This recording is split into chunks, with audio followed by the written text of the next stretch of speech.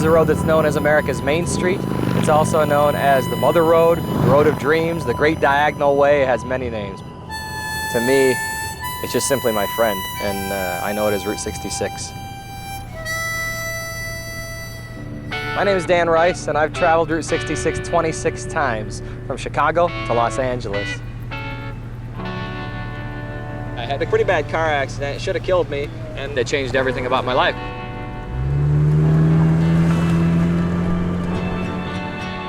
When I got done with my recovery, I went out and I just lived on Route 66 just to celebrate being alive. I have friends the whole way. It's a family. It's like a 2,500-mile long small town. Iconic Route 66 runs from Chicago to Los Angeles. Construction began in 1926, winding through many small towns where businesses thrived. During the Great Depression in the 1930s, hundreds of thousands of Midwestern farmers fleeing the Dust Bowl took to Route 66 in search for a better life in California. Today, travelers search for the American dream, especially in the Southwest.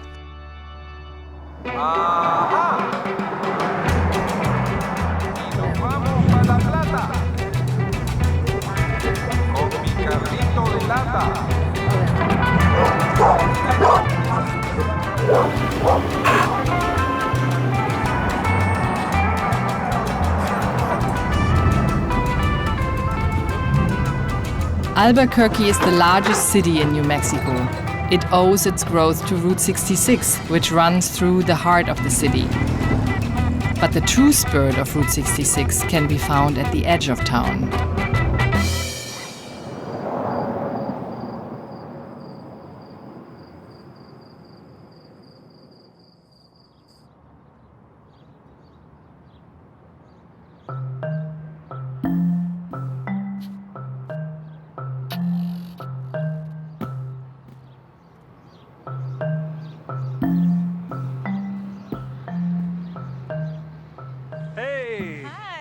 How are you doing? I brought food. Oh, wonderful. Good to Bless see you.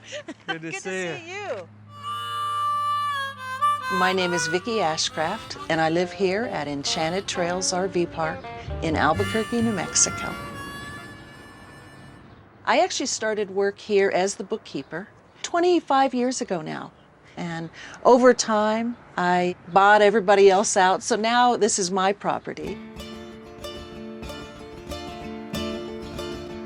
This started out as a trading post. I can trace it back to about 1947, and it was just a little tiny building sitting on Route 66 trying to capture traffic.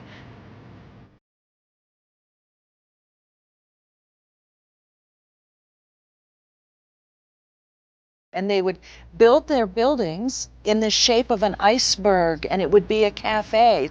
Driving through the desert, oh, that looks very cold. I'll go have a nice drink. And if I can put a big old dinosaur out front of my place, then people are probably going to stop because it doesn't look like just generic gas station. And those are the places that really sort of captured the spirit of America. We've always been dreamers. McDonald's began on Route 66. Taco Bell began on Route 66. Dairy Queen began on Route 66. If you wanted to experience the American dream, this was the road that would take you there. It's this can-do attitude that really permeated all of Route 66. For the first time in America, people are actually able to travel because they want to. The affluent used to travel by train. Not everybody could, but with the advent of the automobile, the American dream was suddenly attainable for anyone. As a child, my family and I, we traveled a lot. And at one point, we had a trailer very much like this. But just to be in here, it just takes you back in time. And, I know that this is where my parents slept. And this turns into a bed, and I slept right here. If I find a trailer on the side of the road, I'll pick it up and try to put it back together. So you've got this. So this is a 69 Airstream. Oh, look at that. That is great. How about Oh, fantastic. a paper plate holder? That's awesome. This trailer's a 59. Oh, wow. Yeah, Are you it's- kidding? And yeah, there's an old school swing away. You have to check out the bedspread in here. Some people actually sell their home and move into their RV and travel. And they just really enjoy getting out there. It's the modern day explorer is what it is.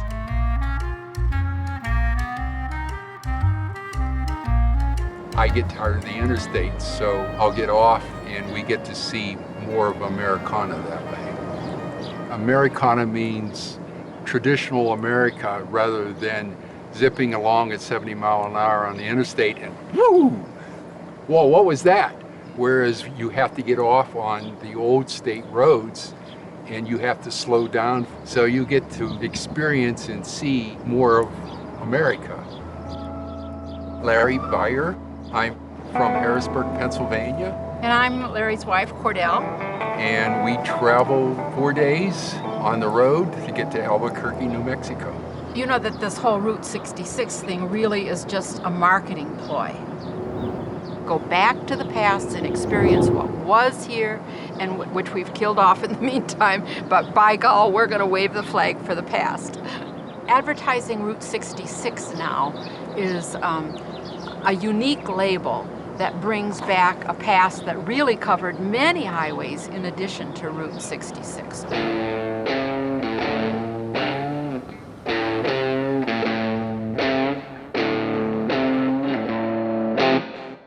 70 miles south of Albuquerque runs Route 60, another east-west connection built around the same time as Route 66. In New Mexico, the most important town along 60 is Socorro.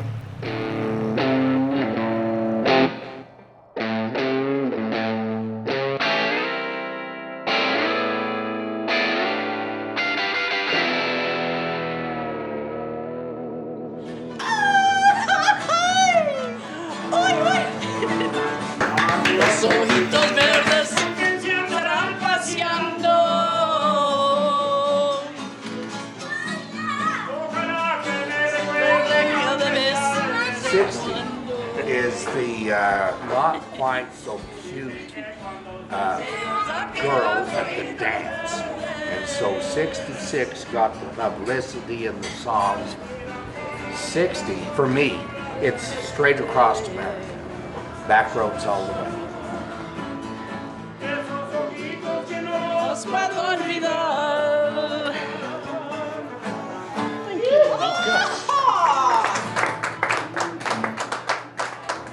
Railroad ran right down next to 66, and that's probably by far the biggest reason why 66 outstripped 60. And of course my lawyer knows it all here.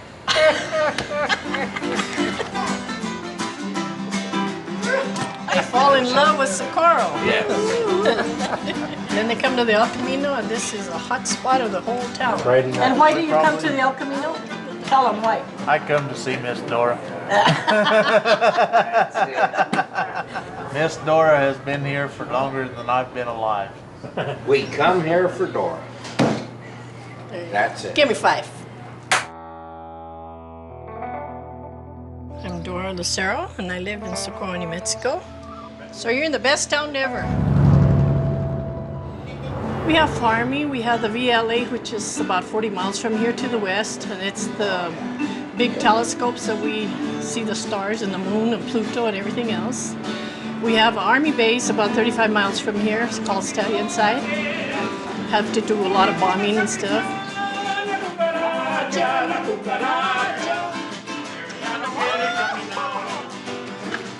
I've been here 43 years in this same little place, in the same little hole.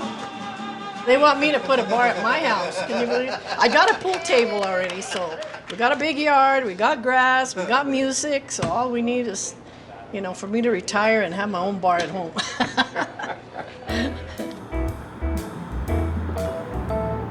I've never called in sick, not one single day. I started working at 12 years old, grew up in a ranch, so I was a cowgirl until I came over here.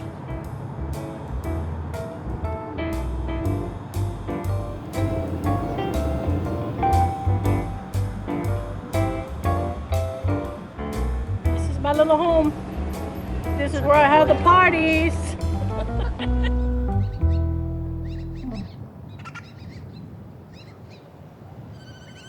I'm a hug person, so I hug everybody. If I don't know them, they come from Alaska, I hug them. If they come from New York, I hug them. So I'm known for hugs.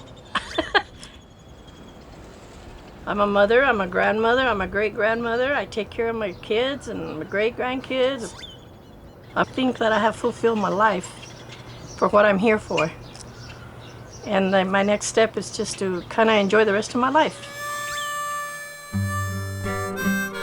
When I came here, I met Johnny, and I married him. I was 20, he was 25. He passed away last year. I've known her for 47 years, but I was kind of shy, I guess, and I didn't make my move. I've always respected her, and I've always respected the fact that she was married. Yeah, I missed it the first time, so I wasn't going to let it go this time. Yeah. Oh, gosh. I think the American dream is for, I don't know, to me it would be like, if I could afford right now a 1955 Chevy, I would buy me a 1955 Chevy and travel that Route 66 and have fun. Go down, have a milkshake, you know, just the old times. From Route 60 back to Route 66, through Arizona, showcasing some of the most beautiful scenery in America, like the Grand Canyon. In the 1950s, leisure travel by car became very popular, the heyday of the small town of Holbrook, Arizona.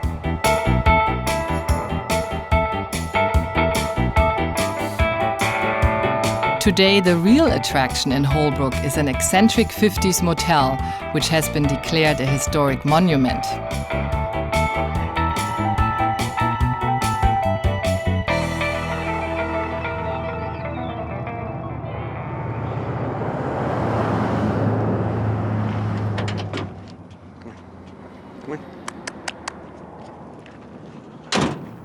I've been here since 1938, and the 66 was here already. Just a two-lane road.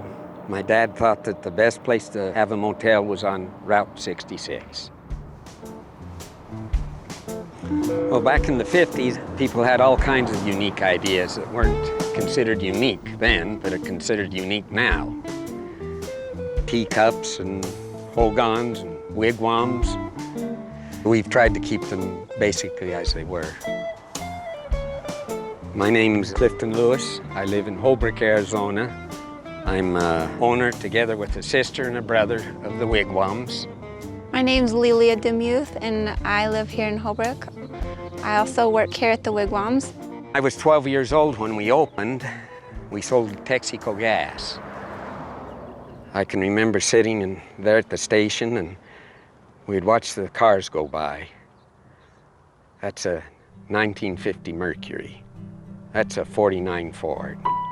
That's a 56 Cadillac. You could tell them all because of their tails in their front. They're not like the cars today where they all look the same. 54, 55 Pontiac. This is a 72 Lincoln. This is a nice car. 1937 Ford. Dad bought that brand new. These old cars, they're kind of like people. My wife, she thinks they're a bunch of junk, and I have to give her $500 every time I get a new car, a new old car, huh? Hello. Hello. No, I am just fixing something. Bye. That was my wife, Idalia. That's the boss. That's a real boss. She's from Mexico City. She's Mexican, huh?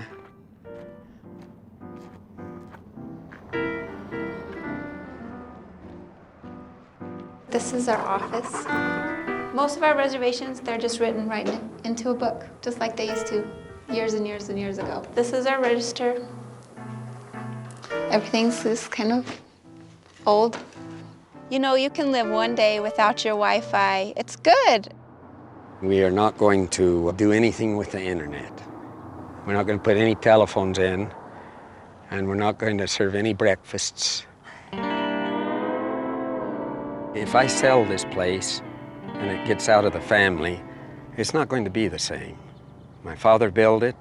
I grew up with it. My children have all worked here, and I have some grandchildren and maybe a granddaughter that might take it over. Have you slept in a wigwam lately? All night.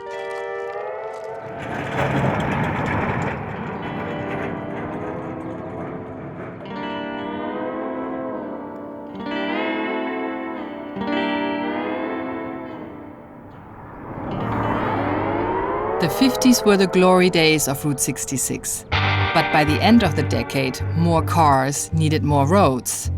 President Eisenhower, inspired by the German Autobahn, started replacing Route 66 with the 4-lane Interstate 40. By the mid-80s, Route 66 was officially decommissioned and dead. Many of the Route 66 towns did not survive.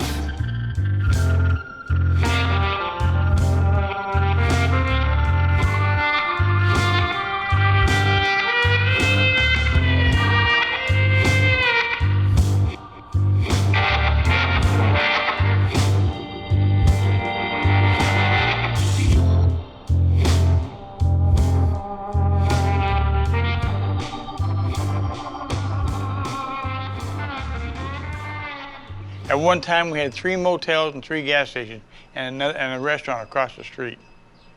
Like right now, the reason why it's all gone is because when they put the 40, that took all the business from here.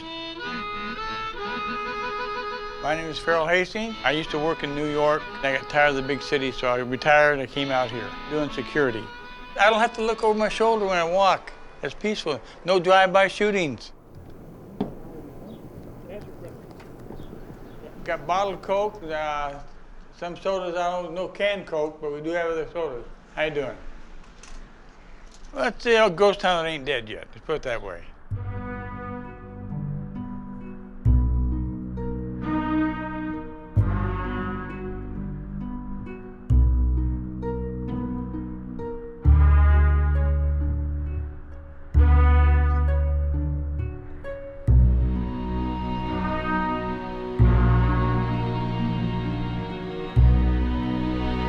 Well, I grew up in the Midwest in a town called Bertrand, Michigan, just north of Flint, Michigan. And my family worked for the auto industry. About 1979, 1980, General Motors started laying off. My first trip on Route 66 was with my dad. I was expecting one thing, but the road had already been decommissioned. And so as we drove, you know, coming from Flint, Michigan, where everybody was getting laid off, we'd come into one town after another, and it was Flint, Michigan, over and over and over and over again. And I thought, how is this the United States of America? I'm 15, I'm getting ready to go out into the world and try to achieve something. There's nothing to achieve. This section of Route 66 in Arizona had the worst fate. Interstate 40 cut off the entire region. There were no exits and no signs to any of these towns. Overnight, they were in danger of becoming ghost towns. But not all of them accepted this fate, starting with Seligman, Arizona.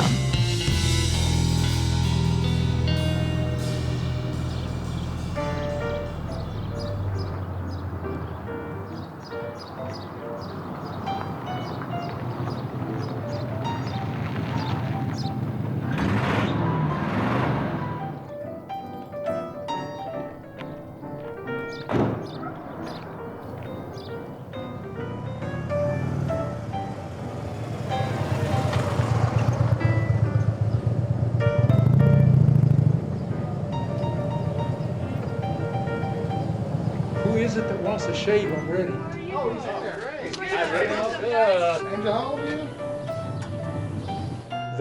The book says I'm 85. Gonna get the razor ready. Wow! Since you were a boy, since he was 13 years old, he has dreamt about traveling on 66 and getting the show. People who come travel, they tell us, boy, this has been my dream, to come travel this road for 13 years, for 14 years, for 15 years. And we hear these stories over and over and over again.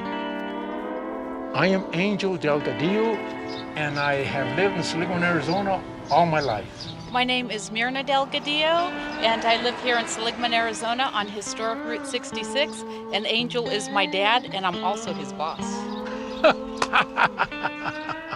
I'm the janitor. Oh.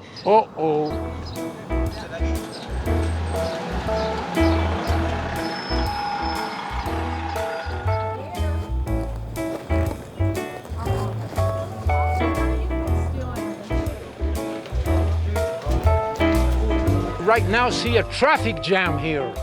Compared to how it was for 10 years, there were no cars there. We would sit here and wave at a car once in a while. We knew that we were going to be bypassed. We all knew that.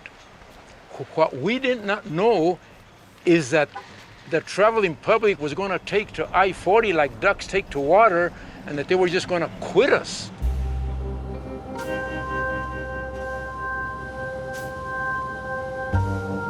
The whole world just forgot about us.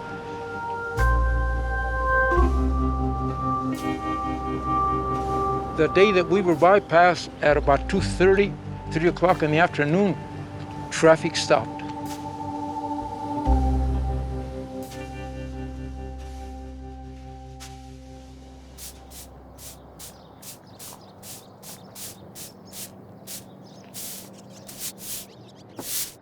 I remember I was a freshman in high school when our town got bypassed. It became very sad to live here. And my dad, for 10 years, he talked to anybody who would listen to him that would come in and get a haircut in his barbershop.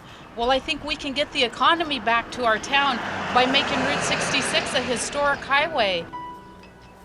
That's why people call him the mayor or call him the father, because it was his idea to make this whole Route 66 reborn.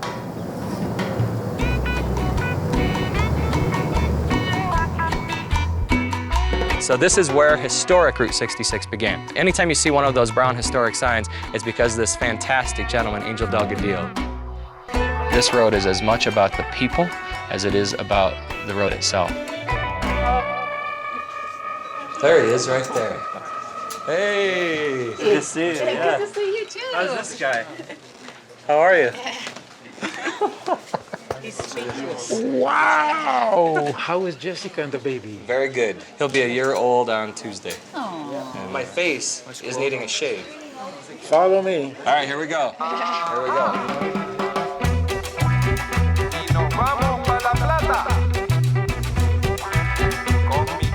Big crowd waiting out here.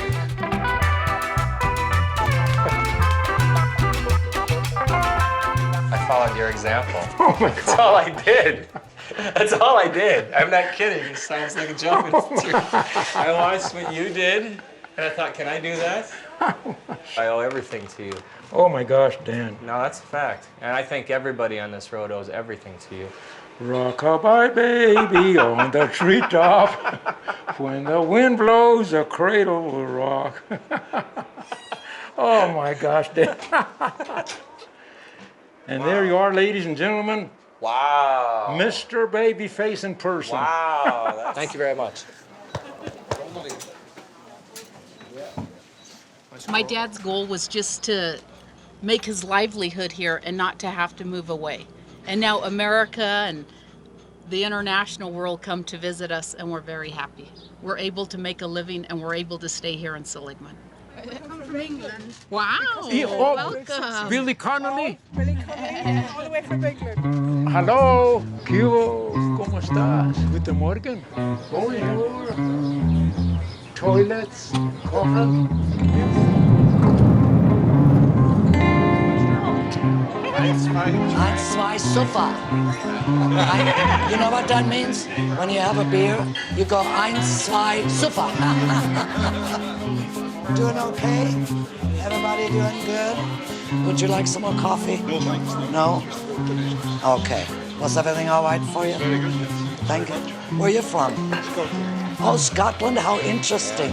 Hi, Lilo. How are you? There's a rumor going around that there's a carrot cake in this place. I just that is brought it out. phenomenal. Did you notice? Do you know what my favorite dessert on the planet is? Carrot cake. And sieht ein bisschen besser aus.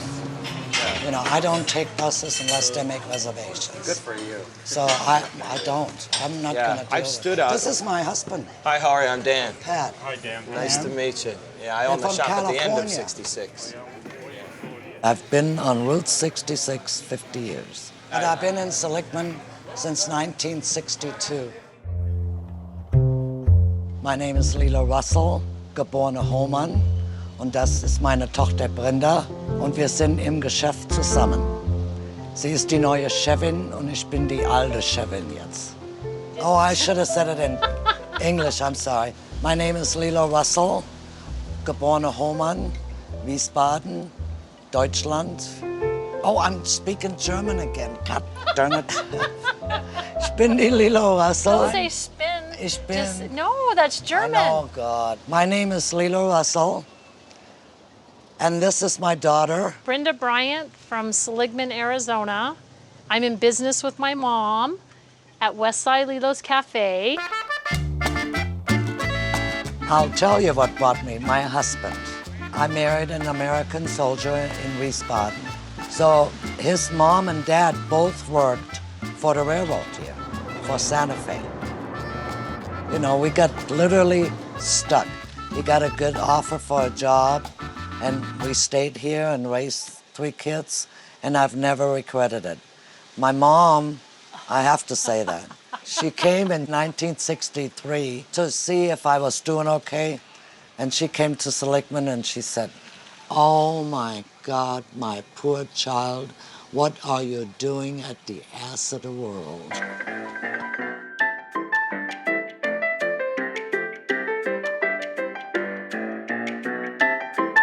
It's taken 15 years to really get back into Route 66. The people enjoy it, to talk about it in Germany and Italy and Holland. And we England. want it to keep going, Right. to keep this town alive. Yeah. What's going to happen when my kids get older? Is it still going to be real famous, Route 66? There's always The most change. important thing for us to do right now, for Angel and us that have been here forever, we've got to keep it at an even keel. We can't commercialize. Once you commercialize, it's going to go away. Cheese! Cheese! Cheese! More cheese! Yeah!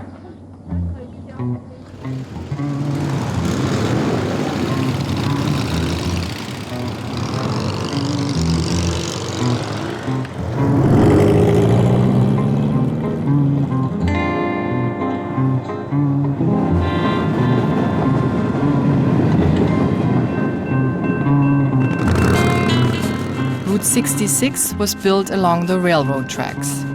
And the railroad was built along the old pioneer trails. And they all follow the same paths that Native Americans have traveled for centuries. Few people realize that Route 66 passes through the southern edge of an Indian reservation in Peach Springs, Arizona. Peach Springs is the white man's name for this area. Traditionally, the Wallapai lived here, and this area was called Haktaguiva, Baja, and this is our land.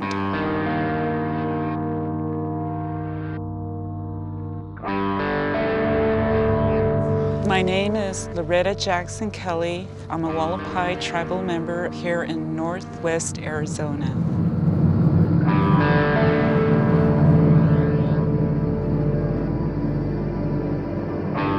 Route 66 just became a part of, a lifestyle. It's just so woven into our daily needs that, Route 66 was actually a benefit. In the 1920s, we had about 6 major gas stations, and we had various trading posts.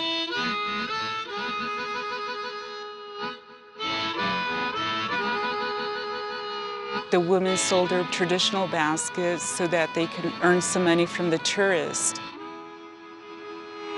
Back in the 70s, me and my sister would be sitting there with our long black hair and looking at the people, and they'd come up and take photos of us, and they'd give us a quarter. So,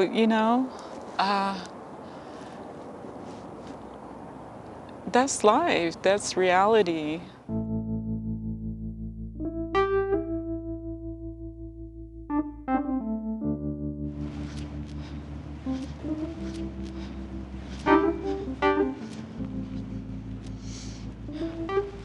This is the Truxtun Canyon Indian boarding school that used to house Indian children at the turn of the 19th century. This boarding school was erected to strip the Native American of any cultural references and replace it with, you know, the white man way of thinking.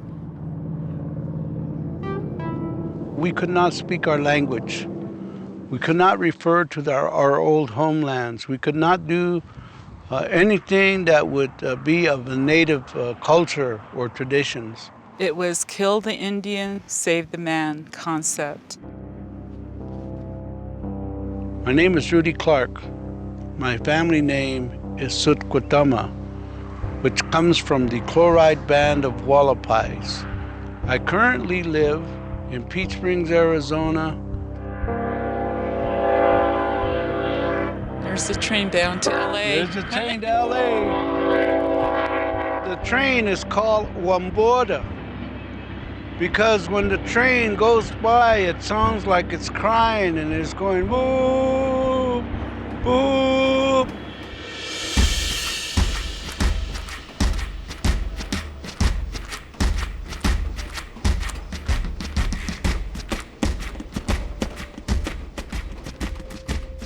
They closed the school in the 30s. In the 1960s, they tore everything down except for this one building.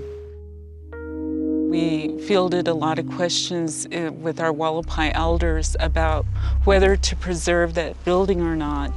They said, let it stand because it's a memory of an attempted cultural genocide. There's a lot of grief attached to this place. And there's a lot of acceptance over it as well, to say, okay, you know, that part is over with. Route 66 brings a lot of tourists through our area, and the cultural beliefs and perspectives and being self-sufficient, you really have to balance those things. And that's one thing that's unique to our tribe is that we do own 108 miles of the Grand Canyon.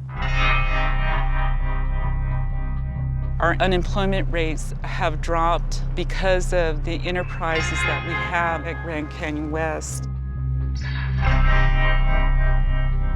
In 2007, the Wallapai tribe built the Skywalk. From the beginning, it was a controversy within the tribe, struggling with the preservation of sacred ground versus much-needed income. Last year, we had maybe around 700,000 people here. And, you know, it's growing every year.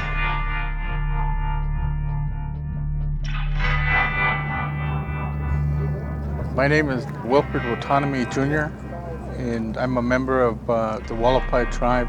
We're out at Grand Canyon West.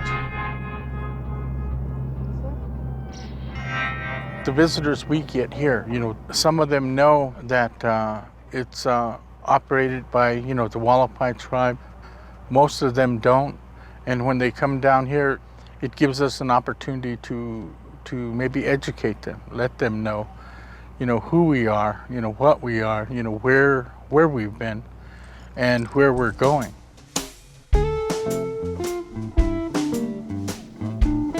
That's the only way that we can get out of that, what you call stereotype, you know, which Hollywood put us in. You know you're being fat, though. Oh, yeah. Yeah, okay. Wake up, folks! When people think of the Southwest, they think of the native Indians and then also the cowboys. So here we've incorporated both of them, and we have an area where you can go just to interact with the cowboys. And then when you're done there, you can come and you can interact with the native people on this side as well. Can we get a hug? Sure. Okay, thank you. You're God welcome. bless you. Thank All you. right. Okay, good. All right, good. All right, thank you. Thank you very much. We've not only proven to ourselves, but to the world that, we've made ourselves a tourist destination.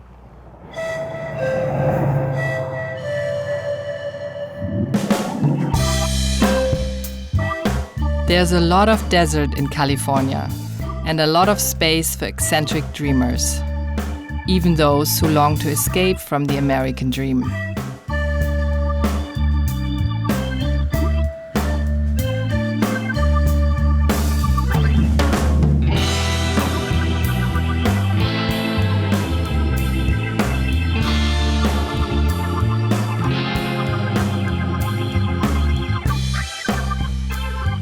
I did it for myself, but I share.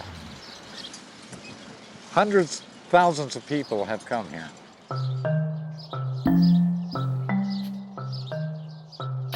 My name is Elmer Long. We're at the Bottle Tree Ranch, something that's been going on now for 12 years. At the time when I moved here, it was quite by accident. I mean, what are you gonna do? You buy a house on Old Highway 66, it was dead. There was no towns here. There was no police. There was nothing. Hi there. Hi. Pardon? Yep, my name's Elmer. How you doing, Elmer? Good. Where are you from? Hesperia. Hi there. This is my wife, Nori. Nori? This is Elmer. Hi. Well, you're welcome to look around. All right, thank you.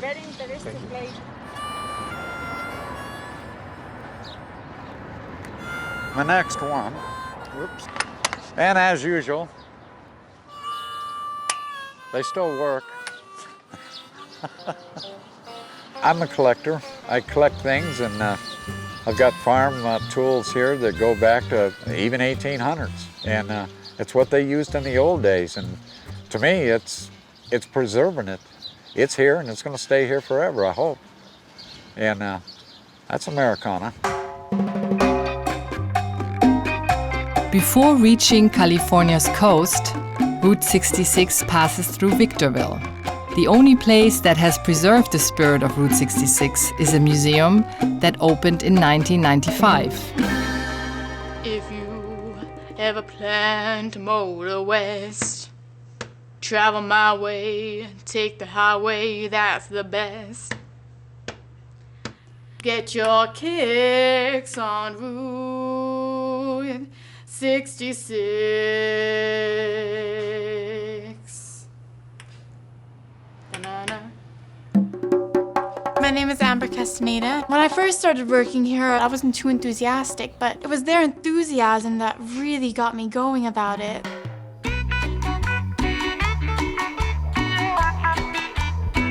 Welcome to our museum. My name is Betty Halby, and I'm a 65-year resident of Victorville. Working here, I've been meeting so many different people, especially internationals. And it's just so amazing to me, their passion for the road. In the next couple of months, we're going to have a honeymoon couple come through now. Let's face it, honeymoon on Route 60, but this is very meaningful for them. It is a fever. It's just something that infects you. My family lost its farm during the Dust Bowl. We kind of call it in my family kind of the road of hope. We all migrated from Kansas, ended up in California with better jobs, better opportunities. It was a road of dreams to get someplace else where they could live and have a home and have jobs. We knew that this was the land of promise, so that this is the enthusiasm I think that we have today.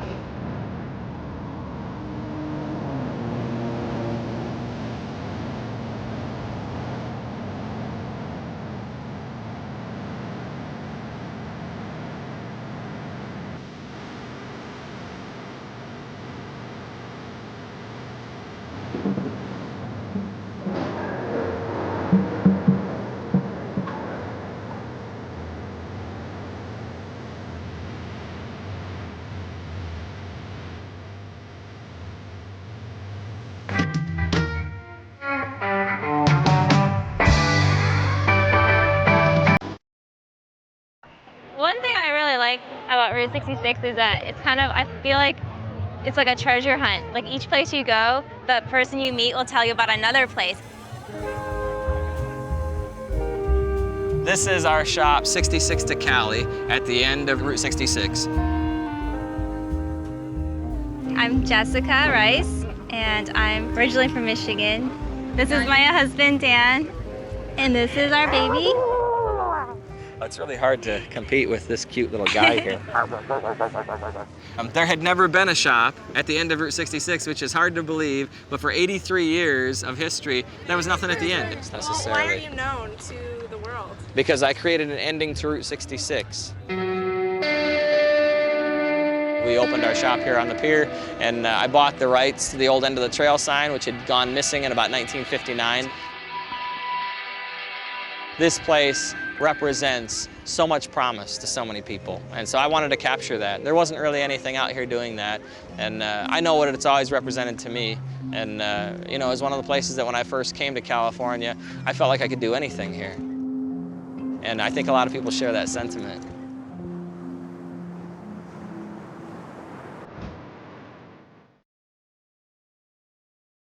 Route 66 is a long community. It's like a huge neighborhood. It's the most famous road in the world.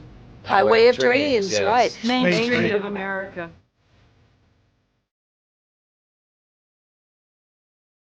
Maybe it represents the new frontier or the lost frontier.